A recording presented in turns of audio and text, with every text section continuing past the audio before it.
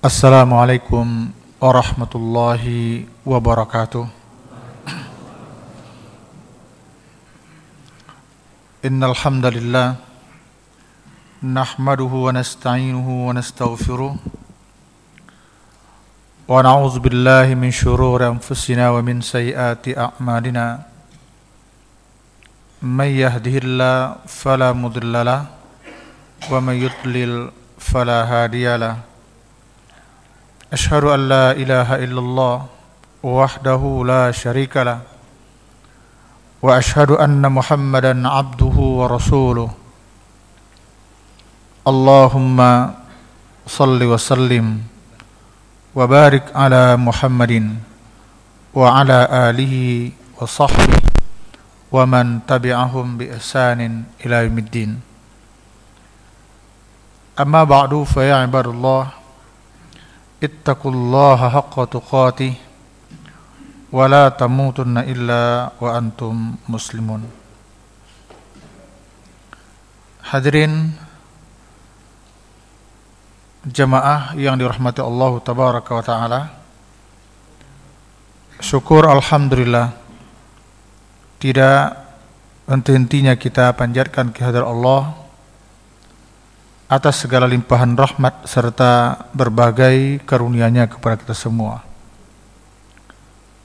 Malam hari ini, maghrib ini, kembali karunia itu kita peroleh berupa kesempatan, kekuatan, kemampuan, kemauan untuk melaksanakan sholat fardu maghrib berjamaah.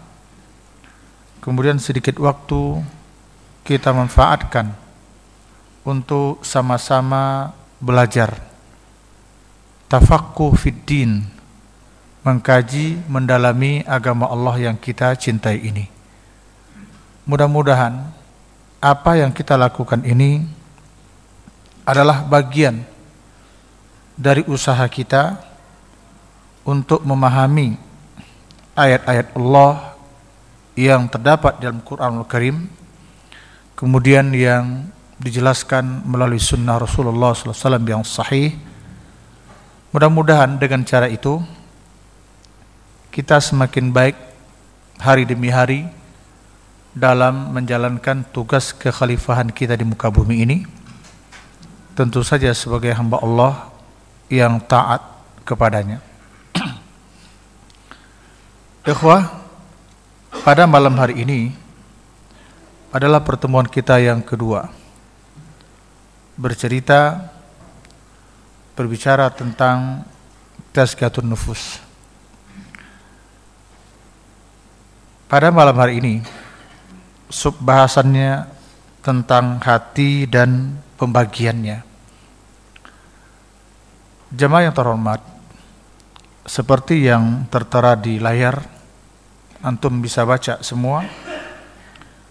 Ketika kita membuka Al-Quranul Karim, di awal-awal kita membuka Al-Quranul Karim, kita temukan 3 sifat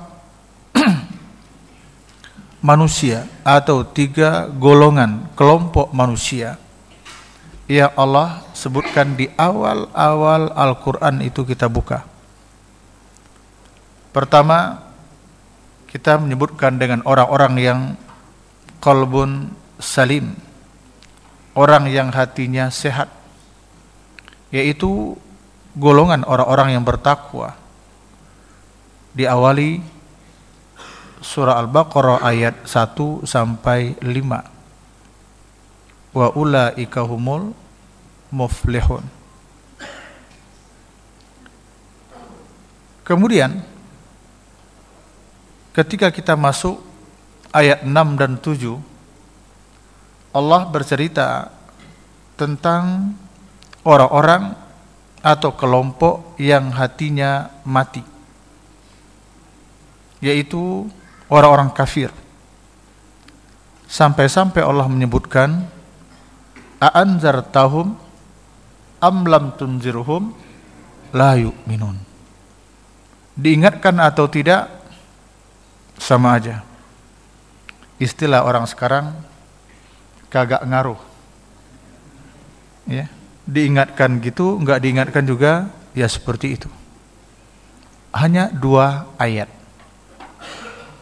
Kemudian mulai dari ayat 8 sampai ayat yang ke-20, 12 ayat Allah bercerita, tentu saja sebagian, ya, tentang kelompok yang ketiga, yakni orang-orang yang hatinya sakit, yaitu orang-orang munafik. Allah sebutkan fi qulubihim maradun fazadahumullahu marada, dan seterusnya. Kalau kita melihat perhatian Allah terhadap 3 kelompok ini analisa kita, bisa jadi ini salah. Sepertinya untuk orang munafik itu lebih mendapatkan perhatian dari zat pencipta alam semesta ini, yaitu 12 ayat. Untuk orang bertakwa ayat 1 sampai 5 ayat. Untuk orang kafir 2 ayat. Orang kafir 2 ayat, 6 dan 7. Mulai dari innal ladzina kafaru sampai khatamallahu ala qulubihim. Hanya 2 ayat. Tetapi untuk kelompok yang ketiga yang hatinya sakit ini, orang-orang munafik ini justru 12 ayat. Belum lagi nanti ada surat khusus, yaitu surat Al-Munafiqun. Ini maknanya apa? Maknanya adalah bahwa kelompok yang ketiga ini adalah kelompok yang terberat yang dihadapi Nabi di dalam perjuangan dakwah beliau. Karena itu di dalam ayat lain Allah tegaskan, ya ayuhan nabi jahidil kuffar wal munafiqin waghluz alaihim. Tegas betul itu. Wahai Nabi, jahidil kuffar wal munafiqin, berjihadlah kamu menghadapi orang-orang kufar. Bukan jahidil kafirin, tapi Allah memakai bahasa kufar. Ini ada 3 bahasa itu, ada kufrun, ada kafir, ada kufar. Nah, kemudian yang sejalan dengan kufar itu adalah wal munafiqin, orang-orang munafik. Bahkan ikhwah, bagi Nabi lebih mudah menghadapi orang kafir ketimbang orang munafik. Karena orang kafir itu labelnya jelas. Jelas banget itu. Tapi kalau munafik muzabzab, la ilaha ulai wa la ilaha ulai. Dikatakan kafir sepertinya mukmin, iman, tapi dikatakan mukmin, ya kafirnya juga ada. Muzabzab. Sehingga di dalam pepatah bahasa Indonesia, orang kita menyebutkan itu orang munafik itu dengan sebutan yang luar biasa. Misalnya dikatakan seperti baling-baling di atas bukit. Bapak Ibu tahu baling-baling? Kalau orang kampung tahu. Buat baling-baling dari bambu atau dari kayu, biasanya itu untuk mengusir burung elang. Jadi kalau burung elang datang ingin memangsa ayam, biasanya itu ayam lari ke daerah yang ada baling-baling itu. Dia akan berputar menurut dari mana angin bertiup. Ini menunjukkan bahwa orang munafik itu tidak memiliki pendirian, tidak istiqomah. Orang munafik juga disebutkan seperti orang yang menggunting dalam lipatan. Itu maknanya apa? Sifat buruk yang ada pada diri mereka. Ya, ada lagi istilahnya untuk orang munafik itu tunjuk lurus, kelingking, berkait. Apalagi? Ya udahlah, ya. Banyak, karena ada ayat di dalam Quran yang bercerita tentang munafik. Tapi di pengantar ini saya ingin sampaikan kepada kita, ikhwah, bapak, ibu, jemaah berbahagia, bahwa orang munafik itu paling sulit untuk dihadapi. Kenapa? Dia bisa memakai dua wajah. Zul wajhain, punya dua penampilan. Makanya nanti ketika Allah izinkan kita membahas tentang sifat munafik ini, itu sangat menarik. Ya, kita buka dari kata-kata nafaqo, terus dikaji. Ketika dibuka kamus munjid, itu kita temukan di sana, itu dikaitkan ya dengan seekor hewan namanya yarbu. Ya, hewan gurun pasir. Yang memiliki dia, hewan ini mirip-mirip kanguru tapi kecil. Mungkin kalau ditimbang sekitar ya di bawah 5 kilo ke bawah lah. Dia bersarang di bawah tanah, memiliki dua pintu, yang salah satunya tidak diketahui oleh hewan pemangsanya. Jadi sebenarnya dia punya dua pintu. Jadi kalau dia dikejar oleh hewan, katakanlah serigala, dia masuk ke pintu ini, ke lubang ini, kemudian yang akan memangsanya akan menunggu terus di sini. Mungkin bahasa kitanya, awas loh, habis makanan lo bakal keluar. Ditunggu terus di sini, tapi nggak keluar. Ternyata apa? Dia sudah keluar melalui pintu lain. Itu nama hewannya yarbu'. Itu di dalam kamus munjid buatan orang Yahudi. Ya, baik. Kita lanjutkan. Oleh karena itu, ikhwah jemaah berbahagia, secara garis besar kita dapatkan bahwa hati umat manusia ini secara garis besar ada yang sehat, hatinya orang-orang yang beriman dan bertakwa, ada yang mati, yaitu hatinya orang-orang kafir, dan ada yang sakit, yaitu hatinya orang-orang munafik. Dalam bahasan berikutnya kita akan jelaskan, munafik itu bisa dari Islam dia menjadi munafik, bisa juga yang memang asalnya kafir. Ya, itu juga bisa. Baik, kalau digambarkan kira-kira seperti ini. Mohon maaf, jangan dikait-kaitkan dengan logo partai. Saya nggak setuju. Ini saya mengambil hati yang sehat itu warnanya hijau, hati yang sakit warnanya kuning, hati yang mati warnanya merah. Itu hanya murni berdasarkan lampu merah. Sekali lagi, ini murni, warna ini hanya sekedar menggambarkan apa yang ada di lampu merah. Warna hijau semua kita sepakat itu adalah warna yang sehat. Makanya sekarang ada go green. Ya kan? Semuanya seperti itu. Baik, jadi kalau sudah kuning ini pertanda sudah mulai bermasalah. Bahkan di beberapa WC atau toilet itu kan ada. Ya, untuk kita disuruh memeriksa air seni kita. Warnanya seperti apa? Kalau warnanya begini sehat, gini-gini. Nah, kalau begini banyak minum. Kalau udah kuning banget itu disuruh banyak minum. Artinya ini sudah mulai bermasalah. Intinya warna kuning yang kita tampilkan di sini menggambarkan kalau yang bersangkutan sudah dalam keadaan sakit dan itu butuh pertolongan.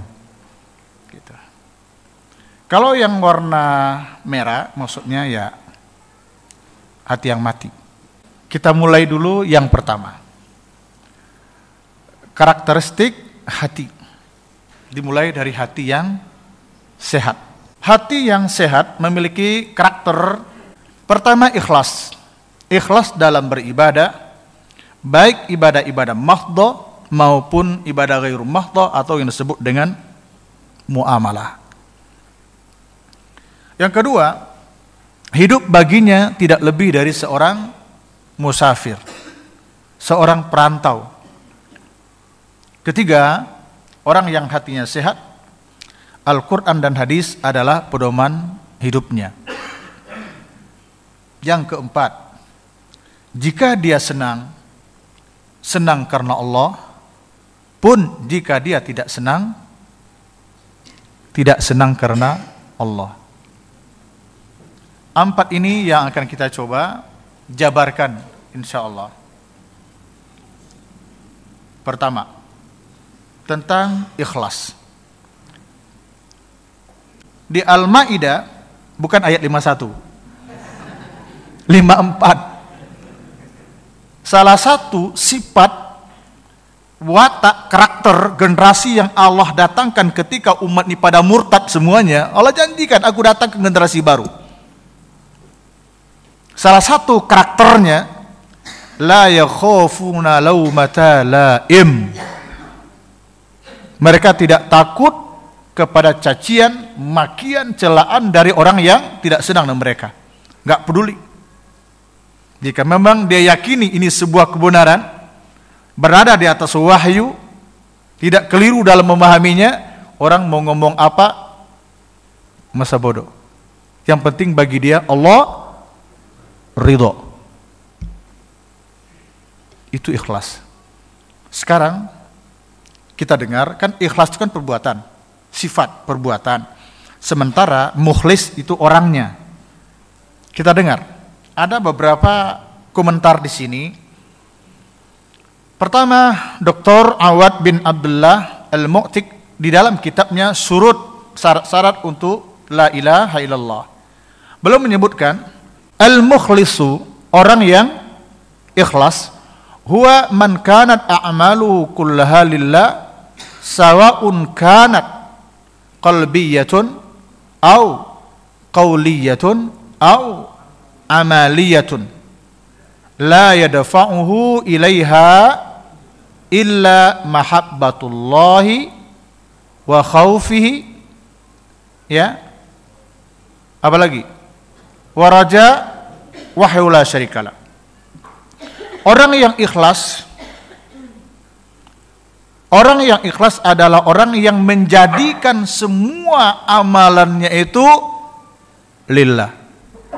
Ini jawaban ibu dari sebelah tadi. Orang yang menjadikan semua amalnya itu lillah, untuk Allah, karena Allah. Entah itu amal yang berkaitan dengan qalbiyah, hati, seperti bisikan keinginan untuk berbuat baik atau niat untuk berbuat, kan itu masih hati kan? Atau qauliyah, sudah bersifat qaul, perkataan. Atau amaliyah, atau memang sudah dilaksanakan, sudah dikerjakan. La yadfa'uhu ilaiha, tidak ada yang mendorong dia. Tidak ada yang mendorong dia untuk melakukan itu illa mahabbatullahi, kecuali ya kecintaan dia kepada Allah, wa khaufuhu, dan karena rasa takutnya kepada Allah, wa raja'uhu, dan rasa harapnya kepada Allah semata, bukan karena yang lain. Coba, semua yang dilakukannya itu terdorong atau didorong oleh semangat cintanya kepada Allah. Semua amalnya itu dilakukan karena didorong oleh rasa takutnya kepada Allah. Apa yang dia takutkan? Takut kalau amal ini nanti tidak diterima. Jika dia meminta ampun, takut kalau dosanya tidak diampuni. Jika dia berdoa kepada Allah, takut kalau doanya itu tidak dikabulkan. Waraja'u, tapi di balik itu tetap ada raja. Raja itu artinya apa? Berharap. Tetap ada harapan. Jangan khauf saja. Kalau rasa khauf terus, nanti kita nggak mau berbuat. Ada ketakutan aja nanti. Tapi tetap ada raja, berharap. Insya Allah, ini isya sebentar lagi. Ketika kita sholat isya itu, ketiga-tiganya itu harus masuk itu. Kita sholat isya, kan kata Nabi, kalau kita sholat, salatan muwaddi'ah. Kalau sholat, anggaplah nanti sholat itu sholat yang terakhir. Jangan mimpi untuk isya besok. Subuh aja belum tentu kita bisa. Insya Allah nanti isya kita anggap ini isya ini bukan isya terakhir, tapi sholat terakhir. Karena itu kita kerjakan dengan benar. Kenapa? Takut kalau isya kita ini bermasalah. Kalau ini bermasalah, kapan lagi kita memperbaikinya? Nggak ada lagi kesempatan kita. Karena itu kita kerjakan dengan benar, kerjakan syarat-syarat dan rukunnya. Kita berharap, Raja, kita berharap kalau sholat isya kita yang terakhir ini adalah sholat yang makbulah, yang diterima oleh Allah Subhanahu wa taala. Karena itu, karena di satu sisi kita takut tidak diterima, di lain sisi kita berharap diterima, maka dalam mengerjakannya itu kita kerjakan dengan mahabbah. Apa arti mahabbah? Senang. Senang. Dibaca ayat panjang-panjang oleh imam, senang? Senang. Tapi kalau dibaca pendek, lebih senang.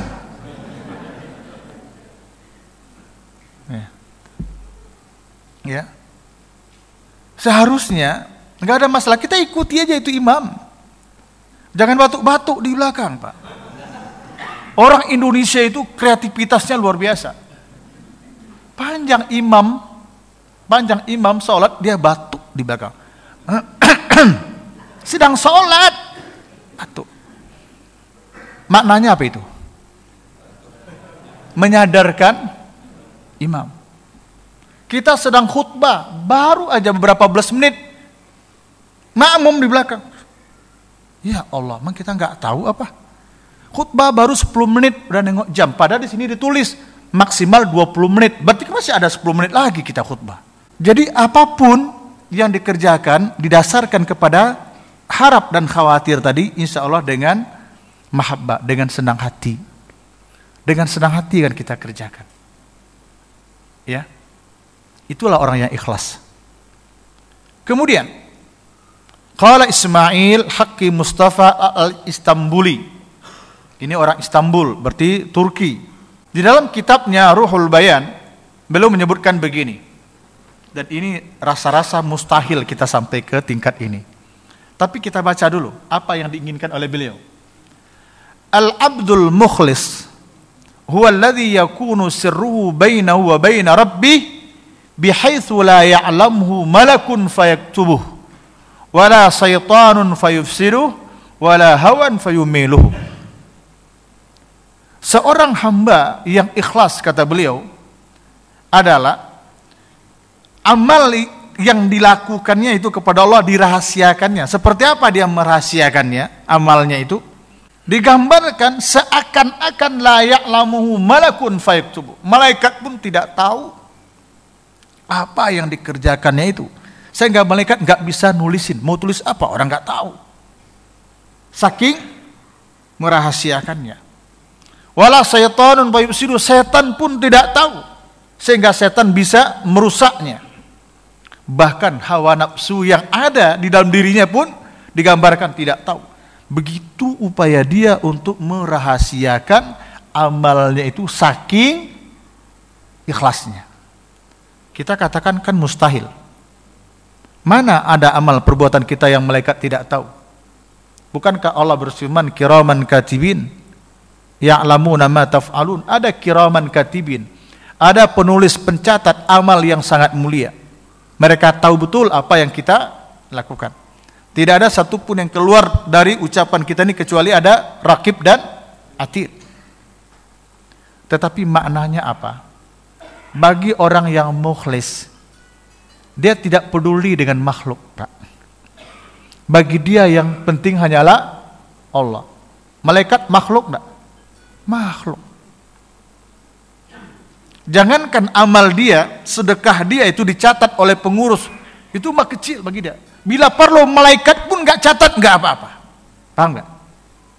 Itu penekanannya. Bagi dia tidak dicatat malaikat pun nggak apa-apa. Karena bagi dia yang penting Allah Rabbul Alamin. Ini makamnya luar biasa ini. Dia tidak peduli lagi dengan makhluk. Dia tidak peduli lagi dengan pengawasan manusia. Ya. Bagi dia yang penting Allah. Allah Rabbul Jalal. Berat enggak tuh? Ya. Coba kita tengok. Seperti yang pernah saya sampaikan. Mungkin kalau Jumatan, apakah di sini masih ada? Itu kan ada tromol yang dijalankan. Atau di sebagian masjid kan masih ada itu. Tromol amal yang dijalankan, kotak amal. Coba cara kita memasukkan uang kotak amal itu kan bermacam-macam. Ada yang dibuka dompetnya, kemudian dilipat, digini kan, dimasukkan ke kotak amal itu. Pertanyaannya, ini kenapa harus ditutup? Mungkin jawabannya karena takut dilihat orang. Pertanyaan berikutnya, emangnya kenapa kalau orang lihat? Emangnya kenapa? Takut ria. Kenapa harus ria? Berarti kita masih mempedulikan orang, paham nggak? Kalau kita tutup karena takut ria, karena takut dilihat oleh orang, berarti kita masih berpikir tentang orang, tentang makhluk. Padahal itu hanyalah was-was kita aja. Orang nggak sempat memikirkan kita. Mohon maaf ya, ini hebat ini Pak. Kita nggak sempat memikirkan orang lain. Boro-boro orang, istri aja di sampingnya nggak sempat dipikirkan itu. Coba ketika kita makan ke rumah makan, coba tengok nanti meja-meja yang diisi oleh beberapa orang keluarga. Mereka ngobrol bersama atau sibuk dengan diri sendiri? Sibuk dengan diri sendiri. 4 orang, 4 itu sibuk dengan sendiri. Jadi kalau kita masih menutup infak sedekah kita agar tidak dilihat oleh orang, berarti kita masih memikirkan orang. Buka surat Al-Kahfi 18 ayat terakhir 110. Enggak ada 111-nya ya, 110. Faman kana yarju liqa'a rabbih. Ini raja ini. Faman kana yarju liqa'a rabbih, barang siapa yang berharap bertemu dengan Allah, falyamal amalan salihah, buatlah amal saleh. Wala yusrik bi ibadati rabbi ada, dan jangan persekutukan, ini literalnya begitu, dengan sesuatu apapun ketika beribadah kepada Allah. Sekutu itu bahasa kitanya apa Pak? Bisa dikatakan serikat atau tandingan. Tapi saya punya terjemahan lain supaya lebih gampang kita memahaminya. Wala yusrik bi ibadati rabbih ada, jangan terjemahkan, bukan terjemahannya sekedar jangan persekutukan Allah dengan sesuatu apapun. Saya memiliki makna yang lain, maaf, terjemahan bukan seperti itu. Jangan libatkan orang seorang pun gitu dalam beribadah kepada Allah. Jangan libatkan. Kalau jangan persekutukan, rasanya kalau memasukkan uang ke dalam tromol ditutup kan enggak syirik tuh. Kan enggak syirik kan? Enggak. Tapi masih melibatkan orang lain enggak? Melibatkan, kita melibatkan orang lain. Kenapa? Karena kita takut dilihat oleh orang. Orang yang ikhlas itu nggak mau seperti itu. Jangan libatkan orang lain. Apa contohnya? Ketika kita masuk ke masjid, katakanlah tadi menjelang maghrib, Bapak jam 5 sudah datang masjid, kan masih sepi ini masjid jam 5. Ada kotak amal di depan. Kira-kira seperti apa Bapak Ibu memasukkan ke kotak amal itu? Ditutup nggak? Tidak. Pure-nya betul-betul murni aja kan? Ambil dompet di kantong yang sudah disiapkan, masukkan. Kenapa? Karena kita tidak ada peduli siapa-siapa. Orang nggak ada siapa-siapa. Nah, kedepannya insya Allah bisa nggak kita beramal seperti itu? Walaupun kotak amal lewat depan kita, kita tidak peduli dengan makhluk lain yang ada di kiri kanan kita. Cukup Allah. Dari sekarang kita belajar itu. Jangan peduli dengan siapapun. Mau lihat mau enggak itu bukan urusan kita. Allah tegaskan wala yusrik bi ibadati rabbi ahada. Jangan libatkan orang seorang. Sebab nanti kalau kita terdorong beramal karena orang itu syirik. Tapi terhalang beramal karena orang kufur. Ayo. Saya mau berinfak 100.000. Saya mampu. Tapi karena saya takut nanti dibilang ria oleh orang, ya udah dah 50 aja lah. Kufur. Paham? Kenapa orang lain harus menjadi penghambat saya untuk beramal? Saya sebenarnya mau berimpak 10.000. Tapi karena ada orang lain 100.000, saya takut dibilang nanti pelit. Ya udahlah 100.000 juga. Syirik. Karena terdorong oleh orang lain. Hati-hati ikhwah. dalam beramal. Latih, insya Allah, latih aja lewat tromol Kota Amal, masukkan saja. Ustadz Said Hawa di dalam kitab beliau Al-Asas fit Tafsir, beliau membedakan antara mukhlis dengan mukhlas. Al-mukhlis, kata beliau, huwa alladhi ya'malu lillahi wa la yuhibbu ay yahmadahu an-nasu. Orang yang ikhlas, mukhlis, orang yang ikhlas adalah orang yang dia beramal karena Allah dan dia tidak suka kalau dia dipuji, disanjung oleh orang. Dia tidak ingin amalnya itu dipuji oleh orang. Orang yang ikhlas, kata Said Hawa, dia tidak mau. Dia tidak suka kalau amalnya dipuji oleh orang. Yang kedua, al-mukhlas, beda. Kalau mukhlis orang yang ikhlas, kalau al-mukhlas orang yang sudah diikhlaskan. Allah sudah jadikan dia ikhlas. Contoh yang sudah ada itu adalah Nabi Yusuf alaihissalam. Allah selamatkan dia dari segala bentuk jebakan-jebakan dari seorang wanita yang mencintai dia, karena dia orang yang mukhlas. Dan iblis akan bertekuk lutut terhadap manusia yang telah ikhlas itu atau mukhlas. Apa itu al-mukhlas? Man akhlasahu Allahu lahu falam yabqa fihi hadzun li ghairillah.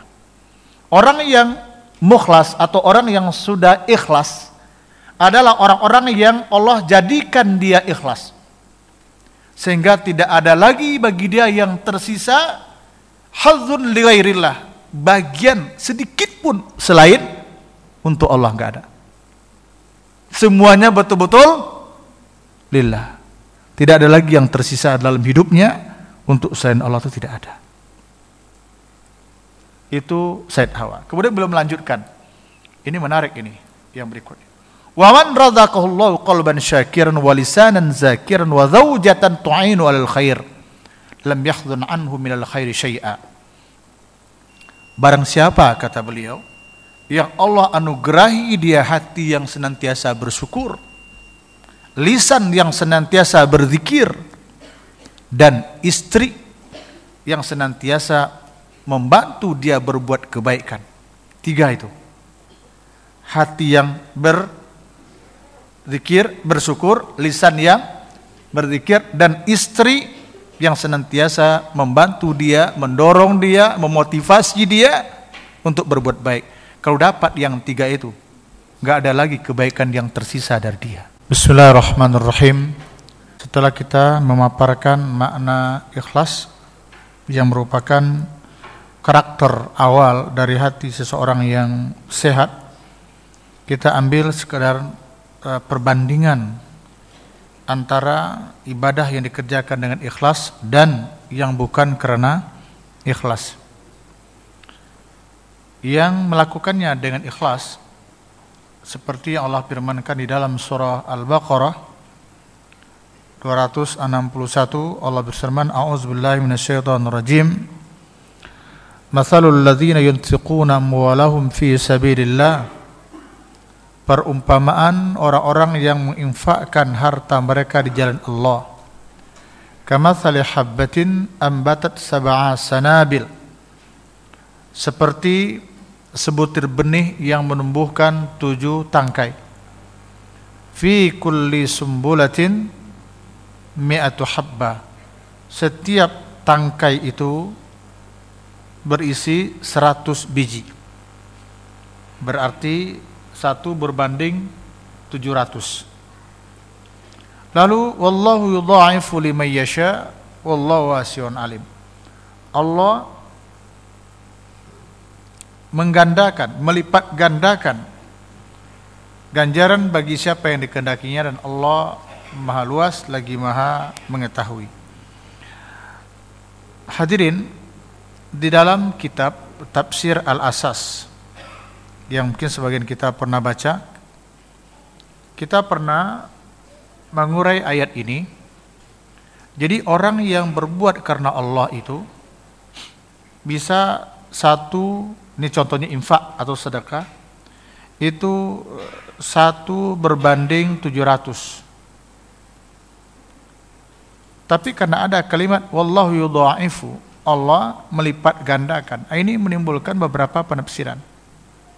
Makna pertama yaitu 700 dikali 2 berarti menjadi 1400. Artinya 1 berbanding 1400. Tetapi ada lagi makna lain.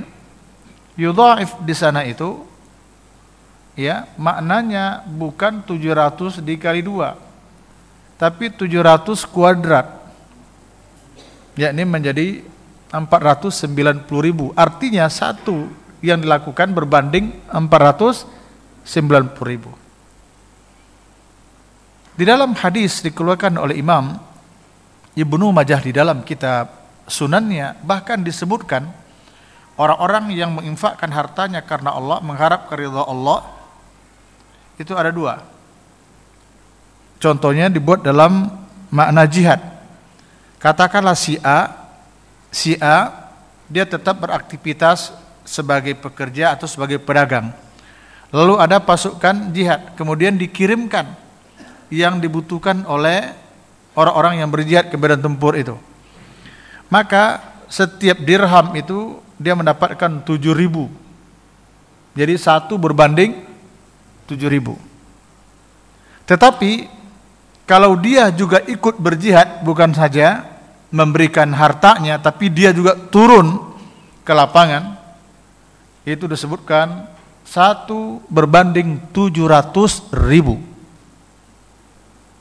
Inilah makna orang yang berbuat lillahi ta'ala. Itulah arti orang-orang yang berbuat dengan ikhlas.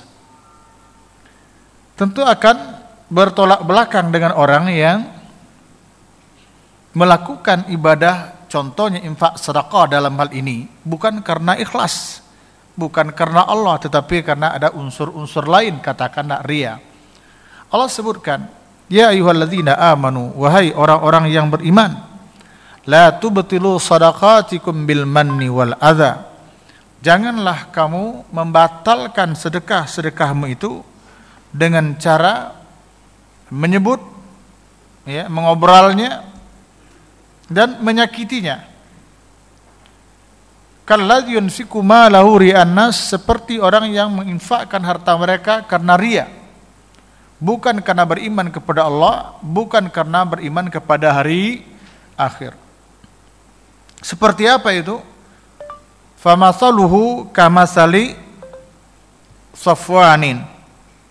Perumpamaannya, ya, disebutkan seperti batu licin, alaihi turabun, yang di atasnya ada pasir, ada debu.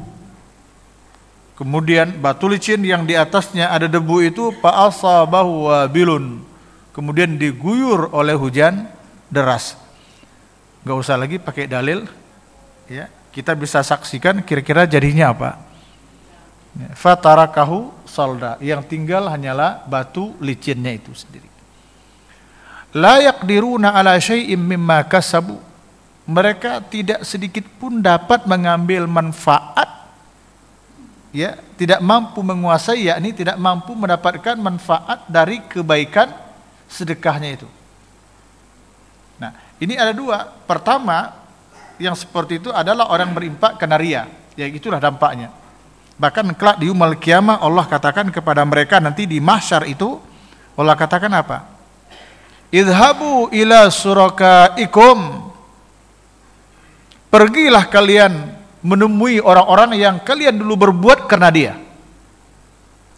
Hal tajidu indahum jazaan, apakah kalian mendapatkan balasan dari mereka? Pastinya tidak.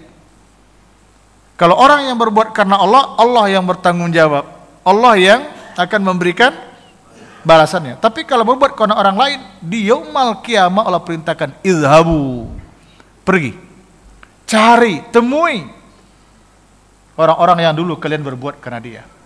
Nah, orang yang berbuat bukan karena Allah itu seperti batu licin, di atasnya ada debu, kemudian diguyur oleh hujan deras, habis. Sama halnya orang yang tadinya berbuat karena Allah tetapi disakiti, infak sedekahnya itu disakiti, ya, diobral, disebut-sebut kepada orang lain, disakiti artinya menyakiti perasaan orang-orang yang pernah dibantu, maka itu sama. Kedua makhluk ini sama di sisi Allah, amal mereka tidak akan bermanfaat apa-apa. Begitulah pentingnya ikhwah jemaah kaum muslimin, ikhlas itu dalam berbagai aktivitas kita, termasuk dalam ibadah-ibadah pokok. Karena itu sebagai bagian dari penutup kajian kita pada malam hari ini, kita ambil faedah sederhana. Di samping tentunya yang faedah pokok dari ikhlas itu adalah amal ibadah insya Allah diterima oleh Allah. Itu yang paling pokok. Tapi sampingan lainnya adalah orang yang ikhlas insya Allah, orang yang keikhlasan yang ada pada diri seorang akan mendatangkan ketenangan batin. Orang yang berbuat karena Allah bukan karena unsur-unsur lain, batinnya akan senantiasa tenang. Ya, insya Allah dia akan tenang. Kemudian yang tumbuh dari orang yang ikhlas adalah rasa selalu bersyukur, senantiasa bersyukur. Dapat sedikit alhamdulillah, karena memang dia berbuat selama ini bukan mengharapkan itunya. Orang yang ikhlas itu Pak, kalau dia bekerja, dia tidak pernah berpikir saya dapat apa setelah itu. Tapi bagi dia bagaimana pekerjaan ini bisa saya kerjakan dengan baik. Kalau itu amanah, bagaimana amanah ini bisa saya jalankan dengan baik. Kemudian yang ketiga, orang yang ikhlas, insya Allah, ini ada semacam filosofi di bawah ini, tidak ada yang besar bagi dia. Tidak ada ibarat persoalan, tidak ada persoalan yang besar, kecuali akan terasa kecil, jika itu dihadapi dengan ikhlas. Ibarat beban, tentengan, pikulan, tidak ada yang berat bagi dia, kecuali akan terasa ringan, jika itu dihadapi dengan ikhlas. Ibarat berjalan, tidak ada perjalanan yang jauh, kecuali akan terasa dekat, jika dilakukan dengan ikhlas. Untuk yang terakhir ini contohnya, ingat kita dulu yang melaksanakan ibadah haji, yang ibadah haji katakanlah reguler, ya kan? Reguler itu kan kita betul-betul disuruh menjadi orang yang ikhlas. Itu tempat di mana ditentukan oleh pertemuan agama aja kan. Ada yang 500 meter jaraknya dari masjid, ini di Mekah tuh. Kalau Madinah kan rata-rata kan gak ada yang jauh. Ada yang 700 meter, ada yang 1 kilo, ada yang berapa kilo? Ada yang 3 kilo. Mengeluh? Enggak. Enak aja itu. Kalau di Makkah itu terasa ikhlas Pak. Sampai ke masjid, kita senang nih misalnya nih. Bagaimana mau ria? Kita datang berangkat jam 2 dari masjid, dari rumah. Orang jam 1 udah duluan dari kita. Ayo mau ria kita. Oh saya jam 1 udah ke masjid sampai subuh. Orang jam 12 bahkan dari Isya enggak keluar dari masjid. Ayo mau ria dengan siapa kita? Oh saya tawaf hari ini 2 kali tawaf di Ka'bah. Berbangga? Enggak. Kenapa? Ada orang yang tawaf 5 kali sehari. Setiap sholat dia tawaf. Bahkan ketika masuk ke masjid tawaf dulu, nanti habis sholat tawaf lagi. Ibnu Taimiyah itu disebutkan ketika haji dia bertawaf sebanyak 150 kali. Ketika ditanya kepada beliau, ya Syekh kenapa begitu? Kata dia, kalau tahiyat masjid yang lain-lain itu ada di masjid lain. Tapi kalau tawaf itu hanya adanya di Ka'bah. Dan Ka'bah itu hanya ada di dalam Masjidil Haram. Masjidil Haram itu adanya hanya di Makkah. Dan saya tidak tahu apakah saya akan bisa lagi datang ke sini atau tidak. Karena itu ketika dia diizinkan Allah berada di sana, kesempatan tawaf tidak pernah dilengahkan. Itu ikhlas. Jauh-jauh dari masjid jalan kaki di Makkah. Setelah pulang ke tanah air, 300 meter saja nggak mau jalan kaki, pakai motor.